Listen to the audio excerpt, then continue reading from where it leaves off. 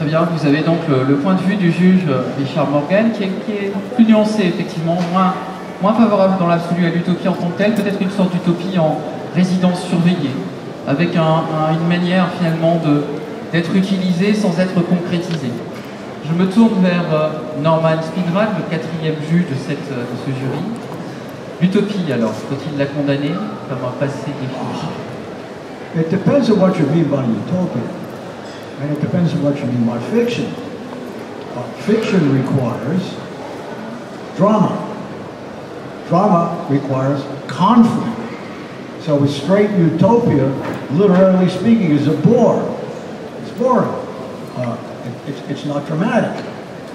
On the other hand, for the Plutarch, I don't like the idea of writing books to make people feel worse after they finish reading them. I don't see, I've done it once in a while. And again, it depends whose utopia is whose dystopia. In the Iron Dream, if you're a Nazi, at least before the end, well, it's your utopia, but not hopefully for too many other people. But seriously, I think the utopian impulse should be the moral evolution of our species. Not to something perfect. It's not going to happen.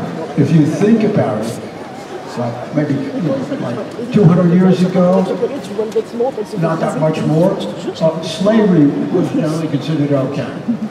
A little bit, and then we evolved to where that is a crime. In 1945, Hiroshima, the atomic bomb was used. 50 years later, 60 years later, the Soviet Union, which had bombs, disappeared, didn't use them. The United States lost the war in Vietnam, didn't use them.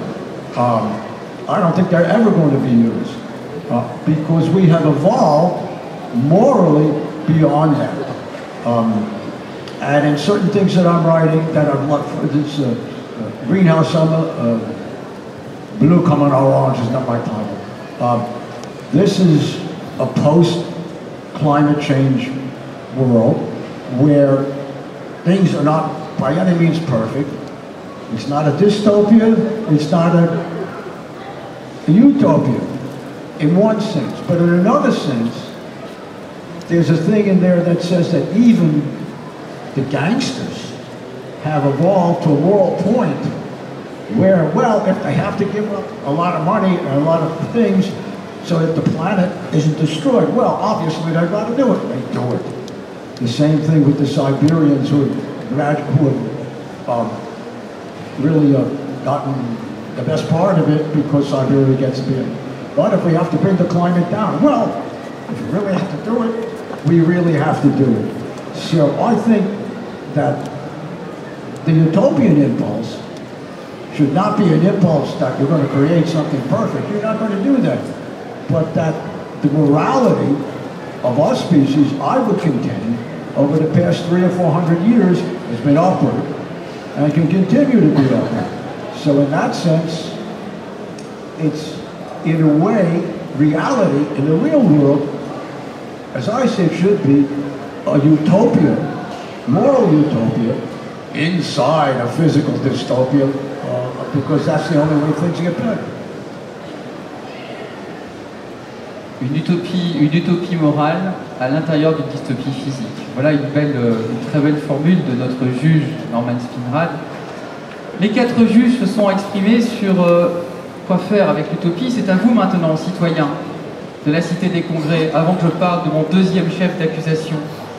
J'insiste aussi sur le juge Emmanuel Newman qui vous a dit que l'utopie c'était aussi un rapport, d'ailleurs le juge Spinrad l'a dit aussi, à l'environnement, à l'habitat même. C'est l'utopie au sens littéral du terme, l'architecture utopique. Il n'y a pas que l'utopie politique, mais aussi la manière dont nous construisons notre rapport à l'environnement. Alors, citoyens, on va faire un vote à main levée. Donc, je vais demander à tous les citoyens présents de la Cité des Utopiales ici de dire, êtes-vous pour la condamnation Voulez-vous condamner l'utopie pour qu'elle disparaisse à jamais de notre culture, car elle ne sert plus à rien? Levez la main. Quelques-uns, c'est bien. Levez bien la main haut, que je vous vois, citoyens, car c'est un vote à main levée. Très bien. Qui, parmi cette auguste assemblée et en présence des 4 juges, est favorable donc à la défense et au maintien de l'utopie dans notre culture? Levez la main. Merci, citoyens. Vous venez de sauver l'utopie jusqu'à la prochaine édition des Utopiales, où un nouveau procès aura sans doute lieu. Deuxième chef d'accusation maintenant, sur la dystopie. La dystopie, cette forme pervertie d'utopie, cette forme altérée d'utopie, cette démission de l'idéal. La dystopie qui vient souvent assombrir nos rapports à la réalité, qui vient nous rendre tristes, nous rendre seuls, nous rendre sans espoir. Cette dystopie-là ne devrait-elle pas être bannie comme utopie malade, finalement? C'est la question que je vais poser au juge, et puis mon chef d'accusation est plus précis. La dystopie est censée nous avertir. La dystopie, cher et vénérable juge, est censée nous prévenir d'une altération de notre bien-être. Or, on constate de façon très large qu'aucune dystopie littéraire n'a jamais empêché l'existence de totalitarisme ou de monde ou de société dictatoriale et aliénante. Alors, ne faudrait-il pas abandonner la dystopie, la disqualifier, la rayer de notre champ culturel, d'abord parce qu'elle nous rend tristes et ensuite parce qu'elle est totalement inutile? La parole est à vous, les juges. Juge Emmanuel Macron. I have many thoughts and feelings on this. No, we mustn't, because certainly in terms of literature, we should be free to explore all of our deepest fears. And that's what I feel dystopia does. I didn't, with After Atlas, which is the novel After Planetfall, I didn't set out to write a dystopia, but people have called it a dystopia. And all I did was spool forward logically from the point if the TTIP had gone through. Because I wrote it before Brexit and before Trump. And that was the thing I was worried about. Oh, to be just worried about the TTIP, how wonderful. What a wonderful place to be in when I wrote that. But it made a very, very scary world. And I was exploring that fear. And I don't know if I wanted other people to be afraid of it. I think that is a very conceited viewpoint in a way for an author to have, that I will write this and all of you people who read it will be also afraid and will stop it from happening, because one of the things I've discovered as an older woman is that there is such powerlessness in our society that, you know, I can't stop Brexit. I would if I could, but I can't. And that sense, that fear is something that we must explore. And there are different types of fears that are being explored. In some YA dystopias, it's the fear of homogenization, of everybody being put into boxes and having their lives mapped out for them. And that's a very common theme in dystopia. But I think it's really important for that age group to explore that fear when they're on the cusp of the rest of their lives, where they're being asked to make choices that will determine their careers, very artificially. You know, we were made to think when we were 17, 18 that we had to make a decision about what to study at university, and that would map the entirety of our life, but obviously that's ridiculous. So that fear of being put onto a track that you cannot leave, I think should be explored, because in exploring it we can find our own ways to cope with it and to consider it in a safe space. And also, when you were talking, I was thinking that you can't have a dystopia without somebody's utopia.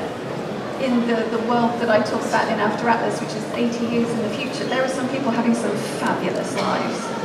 And just because one particular person experiences it as a dystopia doesn't mean everybody has. Is it Gibson who said the dystopia is already here, it's just unevenly distributed? This is what we have now. I mean, you know, I also am really enjoying living in this time. But I know that the technology that I enjoy on a daily basis is cheap and readily accessible, because there are other people in other parts of the world who have terrible working conditions. I don't know how to reconcile that. So that's why I think we do need to have dystopia. We need to be free to explore those fears.